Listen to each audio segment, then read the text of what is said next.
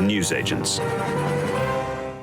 I don't know whether the future for me and my wife and my three children is going to be here in Scotland or the United Kingdom, or indeed in Europe and the West. It's John in the studio. And it's Lewis in Blackpool. I don't know whether you're there on your holidays or working there. I'm going to give you the benefit of the doubt and say you're working there. It's always worth a visit to Blackpool, as you know, John. I'm sure you've been to many a party conference in Blackpool. Many. But look, let's start with another night of violence, another night of intimidation, another night sort of scarring the reputation of England and Northern Ireland in particular. And another night where it's hard to imagine what it must feel like to be part of a minority community where you sense that it's purely because of the colour of your skin, you are being targeted by yobs who want to do you harm. And I think we're going to talk about the social media aspects of this as well in a bit. But we also need to talk about just what it must feel like to be targeted in this way. Yeah, so in terms of where we are now, it was a more limited set of disorder last night, but there was still different pockets of it around the country on Monday night. So there was a riot or disorder in Plymouth, Darlington. Devon and Cornwall police said a police officer had been injured, over 400 now arrested, 46 charges now, 18 overnight.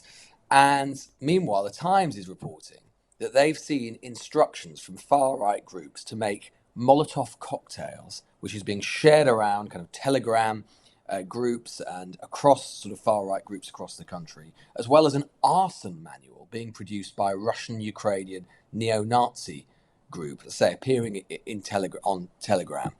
And this is all before, this fears there's going to be more tonight, but in particular on Wednesday, there have been Telegram posts which have emerged, which show that there is encouragement from different far-right groups to attend different addresses, including immigration centres across the country on Wednesday night. So the police and the government brace for what could be, we don't know yet, but could be the biggest night of disorder that we've seen so far on Wednesday. And then on this sort of other side of the ledger, if you want to use that term, there was also an incident in Birmingham last night where police are now investigating attacks on cars and a pub after hundreds of people, mainly people from the local Muslim community, turned out because they thought there was going to be a far-right rally, which itself did not take place. So that happened in the Bawdley area of Birmingham yesterday.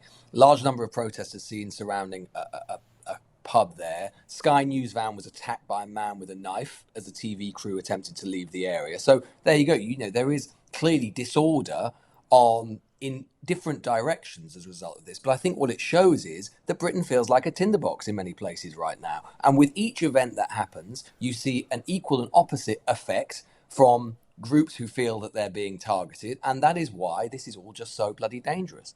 Yeah, well, it is bloody dangerous, as you so correctly put it. And, you know, and you highlight the fears of what might happen next.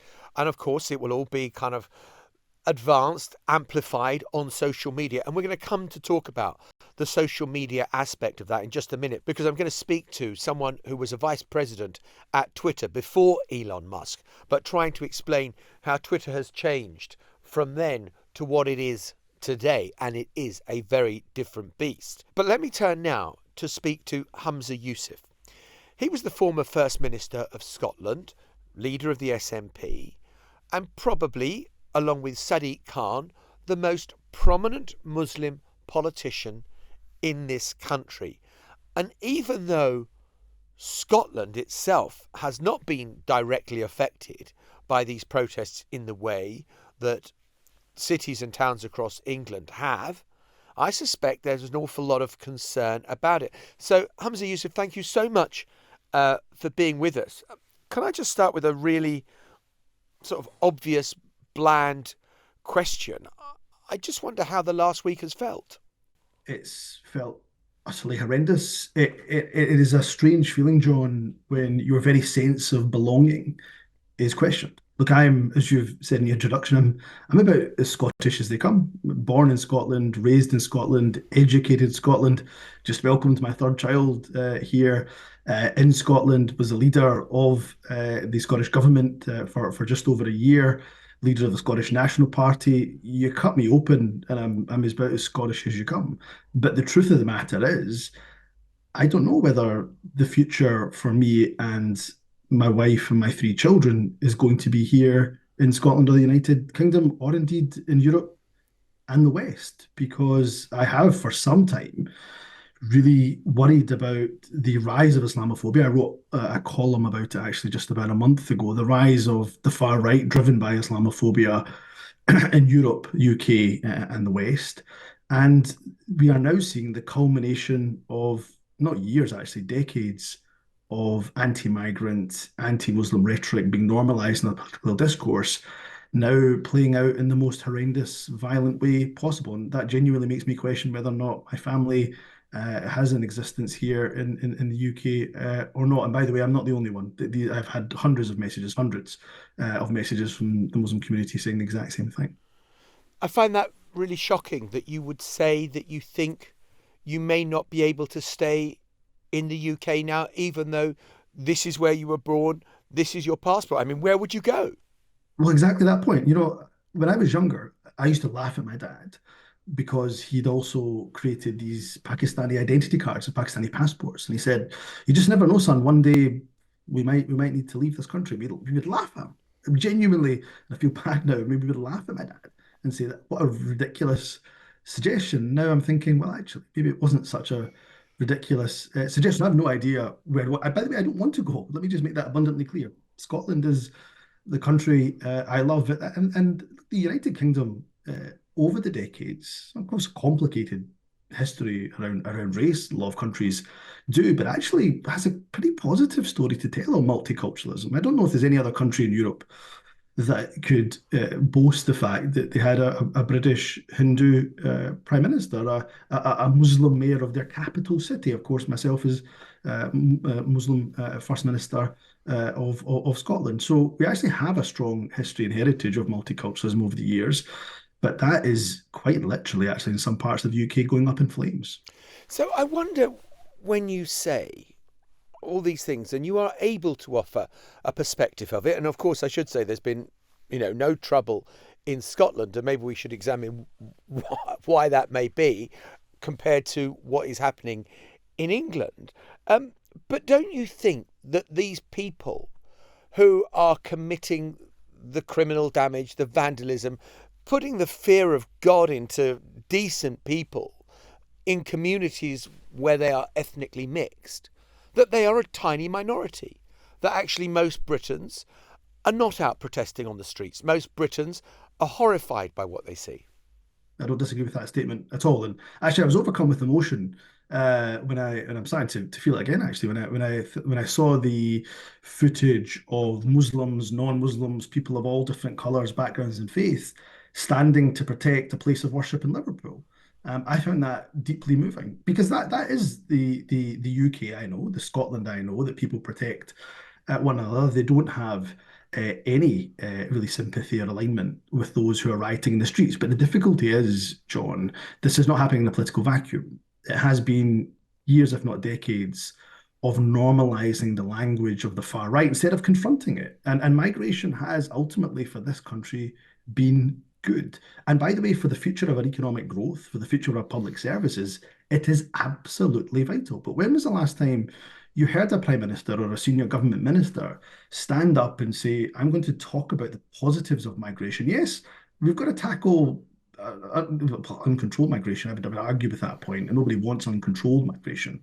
Actually, the answer to that is creating the legal routes to migration. If I maybe take your point about Scotland, just very briefly, if I may, look, this is a point actually that's cross-party. When devolution, which is now 25 years old, was established, wherever government has been in charge, Labour Liberal coalition, the SNP obviously for the last 17 years, there's been a general consensus, including, by the way, the Scottish Conservatives, that migration has been really positive for Scotland and necessary for Scotland. So we've had 25 years of generally talking quite positively about migration in Scotland from all of the political parties. This is not an SNP point, from all of the political parties, in fairness. And actually, the last attitude survey, Scottish social attitude survey, showed that in the last 10 years, Scottish view of migration, positive view of migration, has increased. And so I think there's a real responsibility in all political leaders in the Westminster system to make sure that there's a real reset on how we discuss migration. So, Humza, let's dig into a little bit further into what you just said about in Scotland, there has been a cross-party consensus on this. And you have said that there has been a sort of almost institutionalisation of Islamophobia at Westminster. What do you mean by that? Because I'm sure the Conservative Party would say, we're against Islamophobia as much as anyone else is. And we're as concerned about, kind of racism as anyone else is. By the way, I should caveat what I said about Scotland. Don't let any of your viewers or listeners think that I'm suggesting that Scotland is immune from racism or Islamophobia. It absolutely is not. I have been on the receiving end of many a death threat from Scotland, and many people in Scotland, I'm afraid, have been charged because of the abuse that they have thrown my way, or because of my race or because of my religion. So although things are, I would suggest that we have a generally more positive view in migration here in Scotland that is not seen through rose-tinted glasses.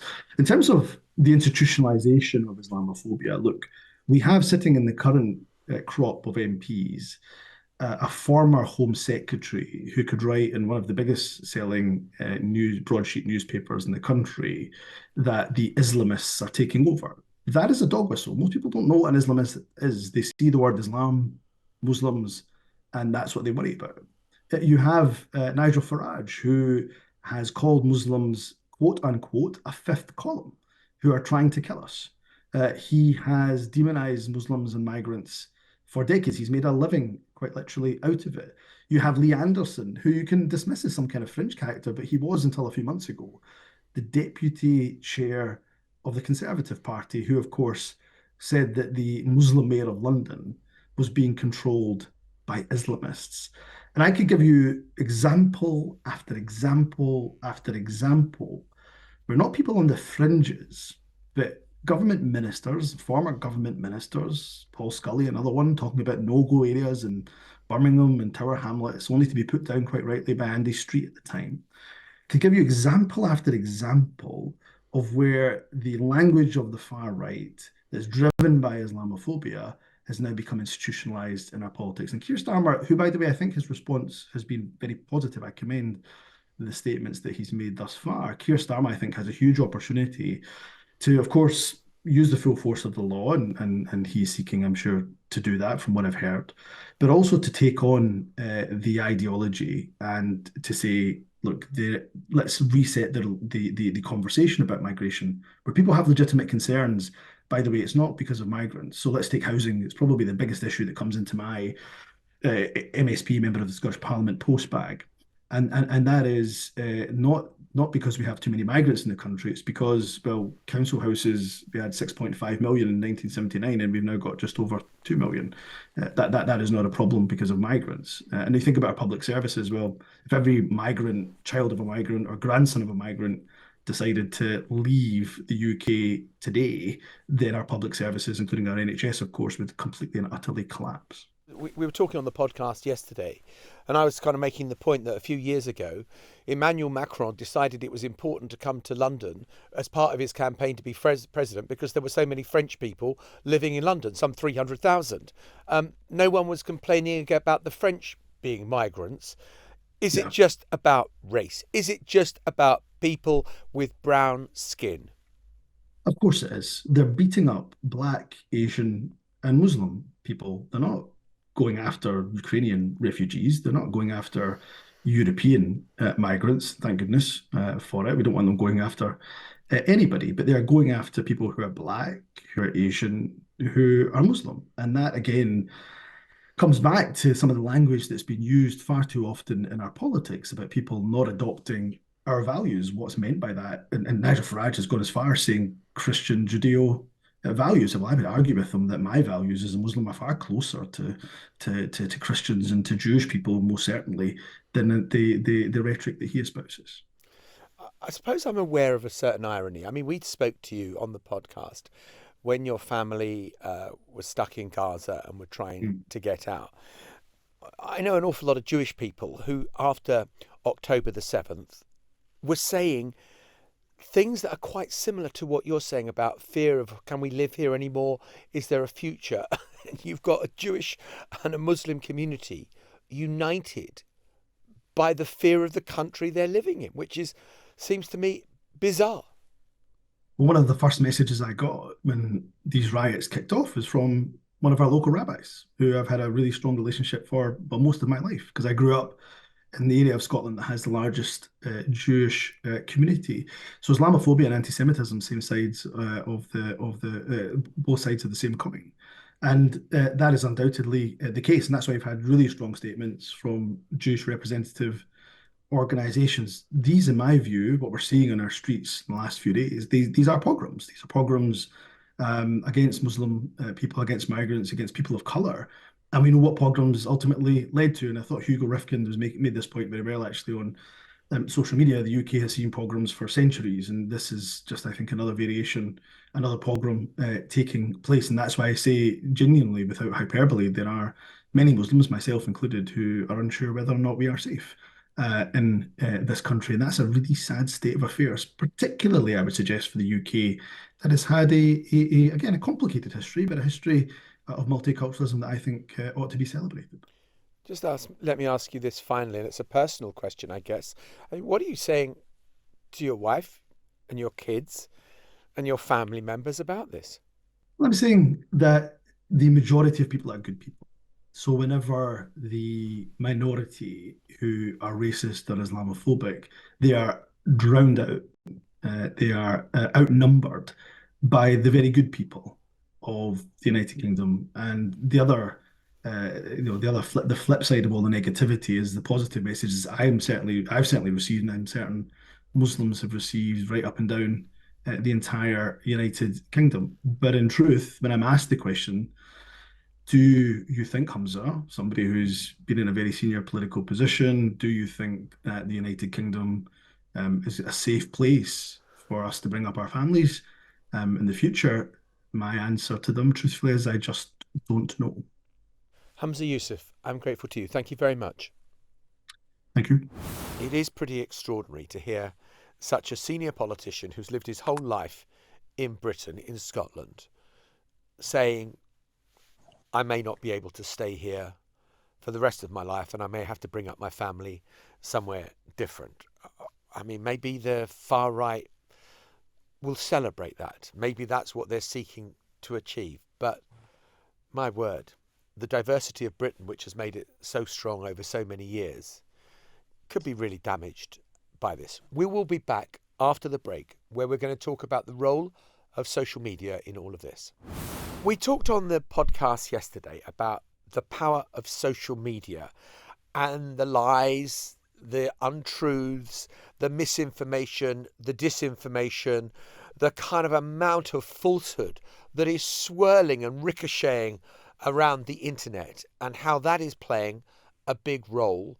And we talked a bit about Elon Musk, who owns Twitter. Since when we have seen him almost declare war on Kier Starmer in a bizarre act of power. In not just that you own the social media company, but you are one of its main spear carriers, which is what Elon Musk is now transforming into. Yeah, it's been absolutely bizarre the last 24 hours. I can't think of anything quite like it, John, where you've got someone like Musk, a big media mogul, so directly engaging in digital combat, or attempting to do so, with a leader of a country like the UK, or any leader for that matter. He has basically been consistently goading, if not trolling, Starmer directly. Perhaps not surprising, because he is a bit of a troll in lots of ways. But literally, in the last sort of 24 to 48 hours, Musk has responded to a post by Tommy Robinson criticising Kier Starmer's response to the widespread disorder, amplifying it to Musk's 193 million followers. He's questioned Robinson's recent arrest under anti-terror laws, asking what he did that was considered terrorism. He's allowed Robinson's banned documentary, which repeats false claims about a Syrian refugee, against the UK High Order, 33 million views that documentary has now got. He's questioned someone being arrested for saying something on Facebook with regards to these riots, asking whether this is Britain or the Soviet Union. He has repeatedly tagged Kier Starmer in all sorts of different posts, basically sort of criticizing him for one position or another. It's extraordinary, and I think it intensifies the question. I'm sure Starmer didn't want to be pulled into this in this way, but it does intensify the question as to what Starmer and his government are going to do about X, Twitter, if anything at all. Well, how much is there that they can do? That's the real question. I mean, they're not going to close Twitter down, I don't think. There are limited powers that are available to them.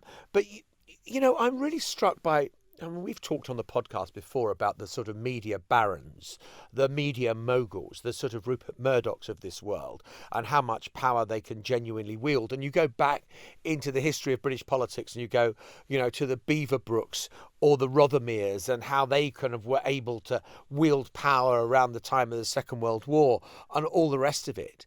We have got now someone even more powerful because the power is global of Twitter. As you say, Lewis, 193 million followers out there who are kind of able to see everything that Elon Musk thinks.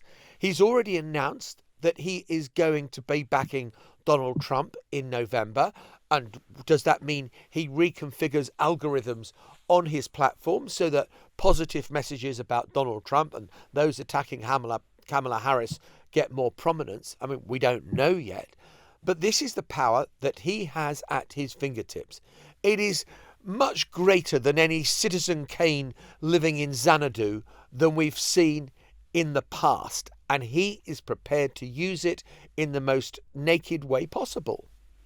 Well, we should remind ourselves why this matters is that in the wake, there is no doubt at all. I mean, misinformation has always existed, rumor has always existed, but there is no doubt at all that what is happening right now can at least be said that what has happened on X and Telegram and other social media platforms as well, but what has happened has amplified and intensified everything that has taken place since the tragic events in Southport. Like the name of the person who is accused of the killing of the three little girls was instantly sort of available online. It was trending. The suggestion that he was a Muslim intensified things. And if we think about like Robinson, for example, I mean, just take Tommy Robinson alone, who we talked a little bit about yesterday, right? So, I mean, Robinson falsely claimed that people were stabbed by Muslims in Stoke-on-Trent and Stirling on X, no comeback, no problem.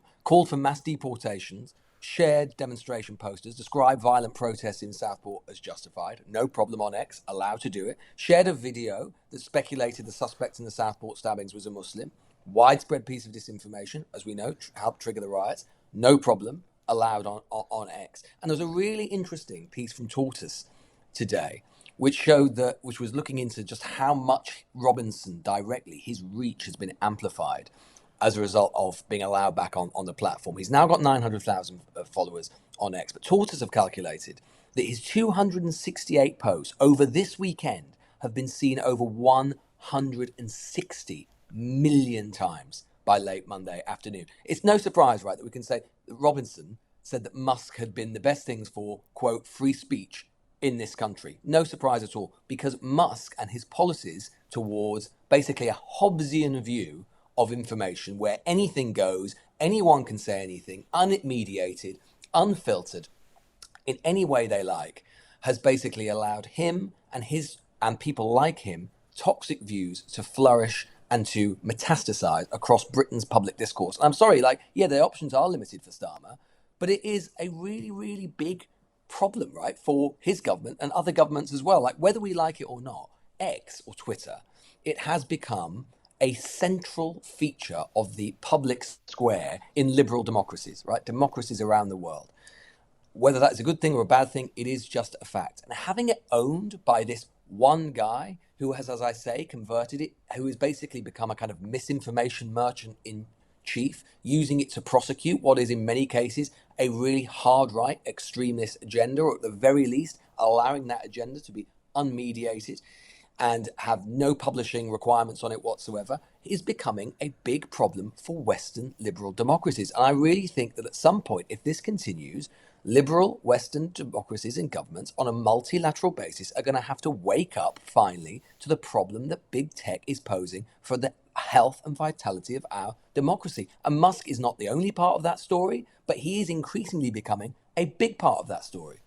Well, let us speak now to someone whose career was spent at Twitter, and that is Bruce Daisley. He's a former VP of Twitter, worked there for 8 years before Elon Musk. And Bruce, thanks so much for coming into the studio. Why do I feel that I am wading knee deep in sewage right now when I go onto Twitter? Two things. First thing is that Musk has amplified all of the replies from people who subscribe to his blue tick service.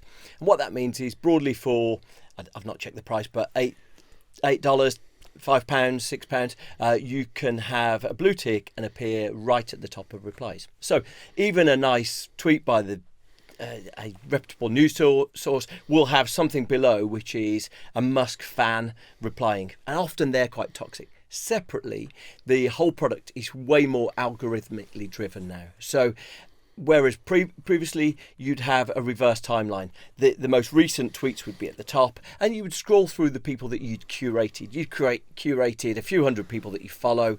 Now most of your experience is in a For You column, which is algorithm.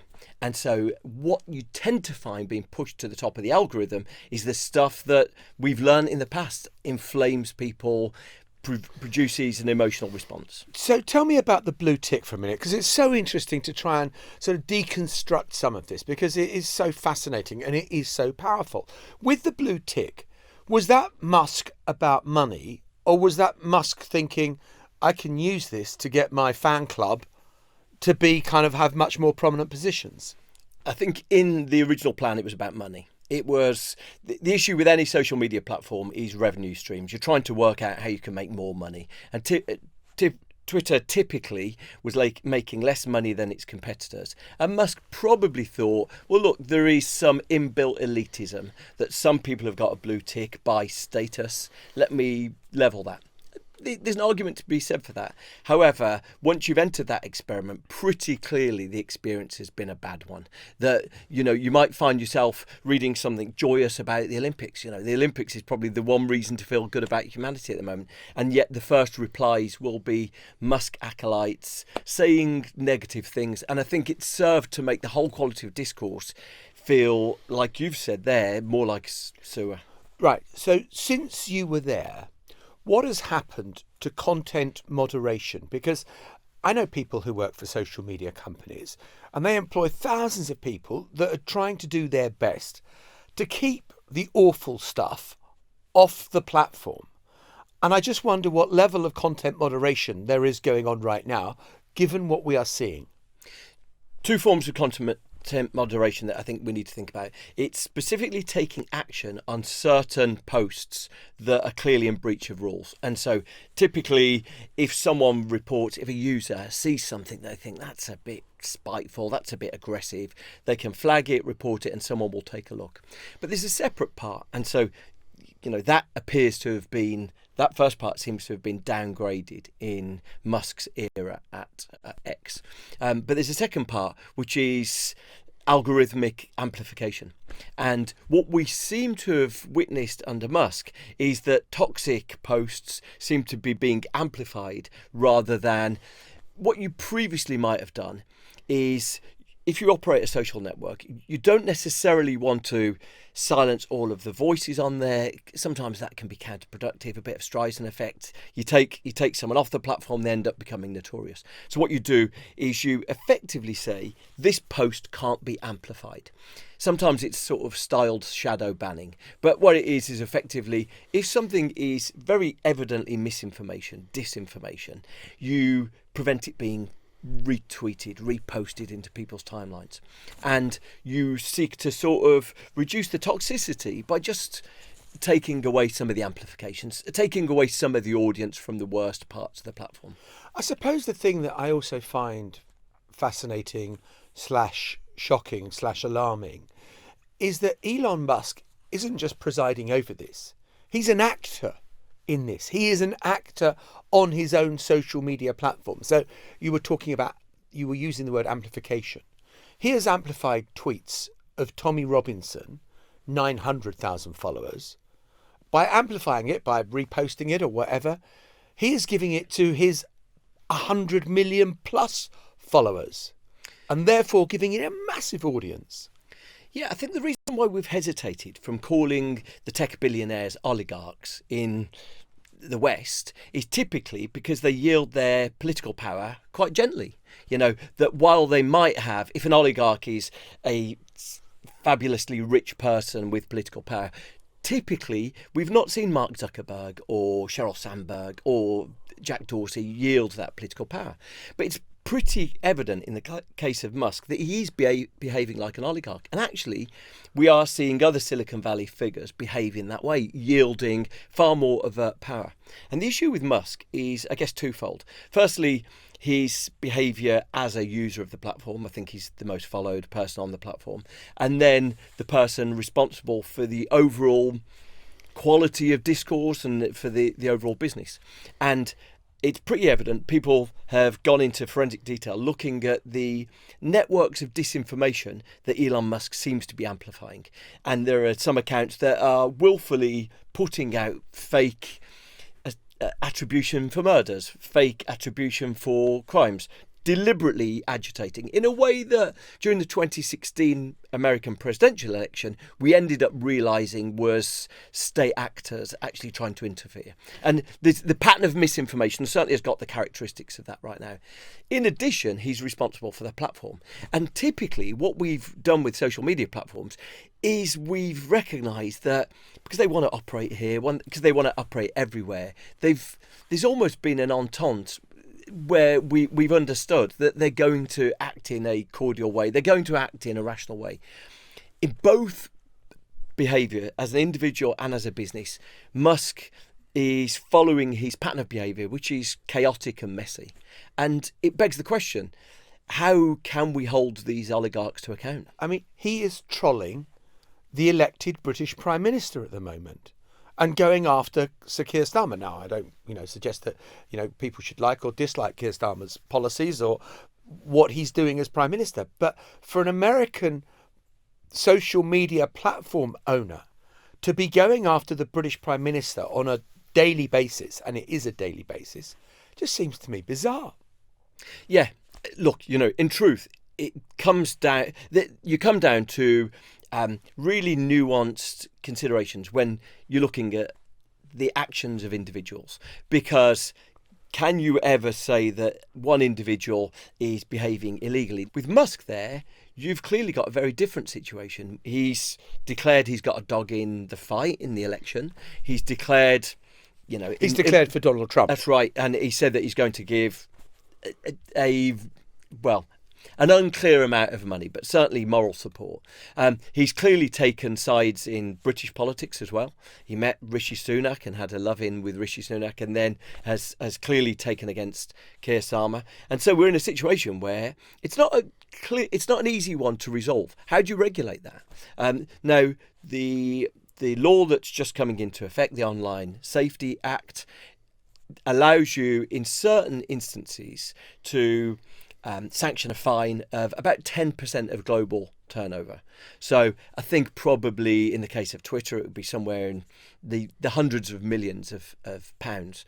But in itself, that is specifically only really meant to be used when someone is inflaming racial hatred. Can you get a conviction on that? Can you actually identify that? And you're in a situation where there's no easy solutions to a lot of this stuff. It just demonstrates how we can't really easily regulate these platforms. Bruce, very good to have you with us. Thank you very much indeed. John, I don't know about you, but I've been thinking more and more about if governments, picking up the point I was saying before about governments having to take on big tech and actually think deeply about what it means for our discourse and our public debate. I mean, I've been thinking a lot in the last 24 hours about, if that doesn't happen for whether it's a lack of political will or a lack of means. And both of those are disturbing if either one or both is true. Like how we as journalists should handle it, right? And whether there does come a point where respectable media platforms who do not engage, who try and uphold the best standards of journalism, whether that's from the left or the right or neither, have to take a decision about whether or not we should withdraw from the platform. Because I'll tell you this right now, right? If X came along now, if it didn't exist and Elon Musk created it and it had been going for a little while and it was as we see it, would we go on it? Would we as media organizations go on it? No, we wouldn't. We wouldn't touch it with a barge pole. We'd basically see it as a version of Truth Social. And I think if governments aren't willing to do the kind of antitrust thing, which we're sort of seeing play out a little bit with Google at the moment, and actually start to, on a multilateral basis, get serious about regulating these people, then I think we have to think quite deeply about whether or not the balance of risk is now tipped over to the point where it's just not worth our time or our viewers' time or listeners' time or whatever it happens to be being on these platforms because they're beyond redemption. Well, that's such an interesting question that you've raised, because I think there are 2 points there. One is about the power that exists, that resides with global social media companies, and whether they are now more powerful than nation states. Okay, they may not have a standing army, they may not declare war, but you know, what we have just discussed in terms of Elon Musk and what he's capable of unleashing, it is very powerful indeed, with a huge number of followers. And, you know, who's got more of a, you know, in US politics, as you know, Liz, they talk about the bully pulpit, you know, that the president has to go and kind of stand and attack whoever. The bully pulpit today belongs to Elon Musk, not to politicians in the White House, in Downing Street, the Elysee Palace. Social media is where the bullies can really preach from and have an effect. But the second point, I guess, I feel is that if we just say, okay, we're out, we're no longer using social media, then we are abdicating a space and giving it over to those who do want to spread misinformation and disinformation. And I just feel we've got to engage, and we've got to be there saying, look, hold us to a higher standard, but we are going to try to report what we believe to be true, because it's important for the functioning of liberal democracy that people have good information. You know, journalism I never used to think was that important a career. I have never found in my last 4 decades as a journalist a time where it has been more challenging or a time where I've felt it has been more important. And having to engage in this stuff is, I'm afraid, what we need to do. Well, but what is so deeply frustrating or sort of maddening is this discourse, which you see repeatedly on somewhere like X, which is as soon as you start to enter into the conversation about needing some mediation or needing some control, as even there was before with the previous owner of Twitter when it was a public company, still quite limited, but there was more. You get into this, again, deeply Muskian kind of argument that he likes to try and portray, this complete sort of Aunt Sally, where he tries to set up the idea that if you are in favour of there being any kind of mediation on his platform, then you're not in favour of free speech. This is sort of this chimeric kind of argument, right? Completely fallacious. Because of course, right, I'm generally speaking, I'm actually quite hardline liberal about many of these matters, particularly with regards to free speech. But as we both know, right, there is no right to completely unqualified free speech, particularly within journalism and particularly within the news media, right? If we report something that's wrong, we can't just say, well, that's just free speech, that's just how it is. It's not free speech, it's wrong speech, it's stupid speech, right? You can't go out to the street and claim there's a fire behind you when there's not, because it's a public safety issue. This is a type of argument which has become more and more toxic, particularly on the right of politics in recent years, which is, as I say, this sort of Hobbesian idea of free speech. And I think we have to actually, particularly those of us within journalism, actually be far more bullish about taking that argument on in terms of the fundamentals, the principle, and the philosophy of it, because it is a completely ridiculous, reductionist, two-dimensional, frankly stupid view of what free speech and certainly journalism is. We're going to take a break, and when we come back, we will be talking about Kamala Harris and her vice presidential pick. So we're sitting here at 10 past 2 in the afternoon UK time, about 9:10 on the east coast of America, where word is coming out that Kamala Harris has made her pick of her running mate, who would be the vice president if she wins the election, and it is Tim Walz, the governor of Minnesota. And I would hazard a guess that prior to Joe Biden stepping out of the race, whenever it was, 2 or 3 weeks ago, I would think that not many people outside Minnesota had heard of Tim Walz, but he is now front and centre of the Democrat campaign for this November, and a rather charming, engaging, folksy kind of guy he is, with an interesting backstory as well. It's really interesting because there had been so much discussion about the prospect of her picking, it seemed almost certain to me a few days ago, Josh Shapiro, the governor of Pennsylvania. And I'm still quite surprised to some extent that she hasn't, just because, Pennsylvania is the pivotal state of this election. If you're still there thinking, oh, it's all about Florida and Ohio and kind of elections past, no. These are longer. Pennsylvania, they cannot win. Democrats cannot win the election without Pennsylvania. And Shapiro is a very popular governor, but for whatever reason, clearly she's decided that the sort of folksy charm, the easy communication of Walz is going to be more advantageous to her than potentially locking in Pennsylvania's 19 electoral votes, given how popular, unusually so, Shapiro is as a governor. Well, I agree with you about the surprise of it not being Shapiro, because you have to go back to 1948, I think, which was the last time a Democrat won without winning Pennsylvania. Yeah, so you're going back a very, very long time into history to believe that you can win without Pennsylvania. But maybe she thinks he is a more unifying figure, and there is trouble and there is unrest with the progressive wing of the Democratic Party, and Shapiro in Pennsylvania has not made any secret of his support for the state of Israel. Maybe that played a part. Maybe the fact that he was Jewish, she's a woman of colour, she's married to someone Jewish, that also perhaps framed part of the calculation. Maybe she just thought he was a good communicator. One data point I'll add really quickly, which is, since Biden's pulled out and since we have seen this massive narrowing of the polls, the Trump campaign has started buying ads in North Carolina. North Carolina should be one of the safest Republican states. It's only twice in the last 50 years gone Democrat. I think that the Republicans are worried. I suppose, briefly, in a way, with VP picks, the main principle always, right, should be do no harm. No one ever wins a presidential election these days on the basis usually of a VP pick. Way back when was more likely. Just do no harm.